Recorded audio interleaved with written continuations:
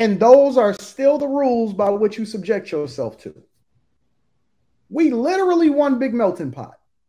And how do we substantiate whether or not somebody is black? And more importantly, why did we start calling ourselves black in the first place? It's something that was inherently programmed into you.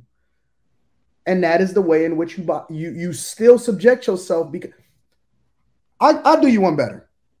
One thing that I learned in corporate America, right? And then I'm going to bring it back to the community.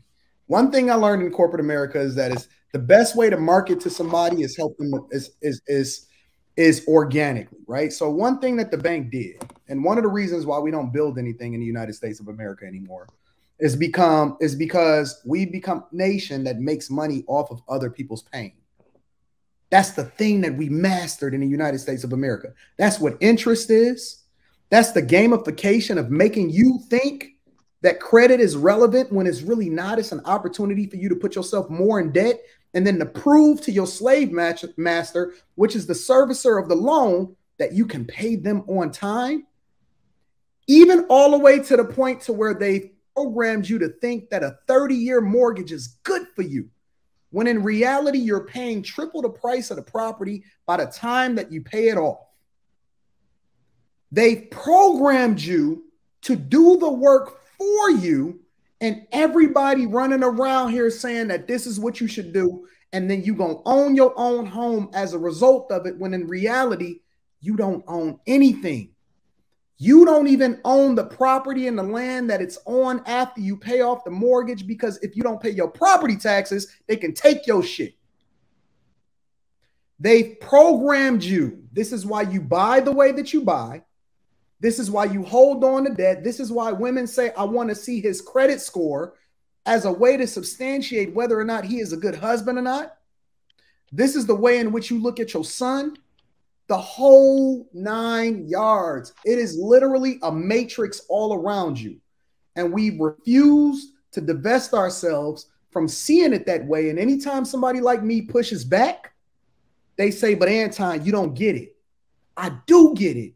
And it's the reason why I'm so passionate about trying to help people to unsee what they saw, because it's just a facade over you to program you to do the thing that's not even in your best interest.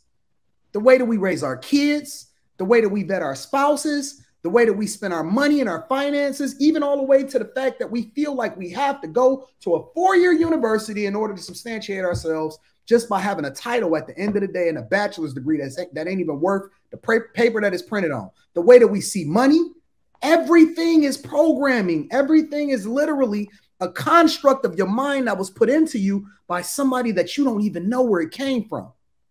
That's crazy. It's insane. And the minute that people start to realize that you are only limited by the mindset that you have that was given to you by somebody else, you'll realize how limitless you are. You'll realize that you're a king. You'll realize that you're a queen. You'll realize that I don't have to prove myself to anybody, because the minute that I start getting more understanding, it's the reason why the word's saying everything you do, get understanding. Because if you don't know the why behind why you're doing it, and you're doing it because somebody told you that it was necessary in order to do so, you find yourself on the wrong end of the stick and on the wrong end of the spectrum of what it is that you're supposed to be doing, and you lose sight of what a purpose is. The reality is that the minute that you start getting the understanding, and that's why the word is so powerful, the minute that you start getting the understanding, that's when you start to unlock your true potential, and there's nothing that nobody can do to stop you. And I know that it's nothing that nobody else can do to stop you, because overwhelming majority is still going to live in that matrix. But the minute you unlock yourself, you change the narrative, you change your family, you change your lineage, you get rid of all of the generational curses that come along with the way that we programmed ourselves in order to see success from a black person's perspective. And it changes everything. It's not that I'm an anomaly, it's that I see things differently than everybody else. And I program myself to realize that I'm a victor.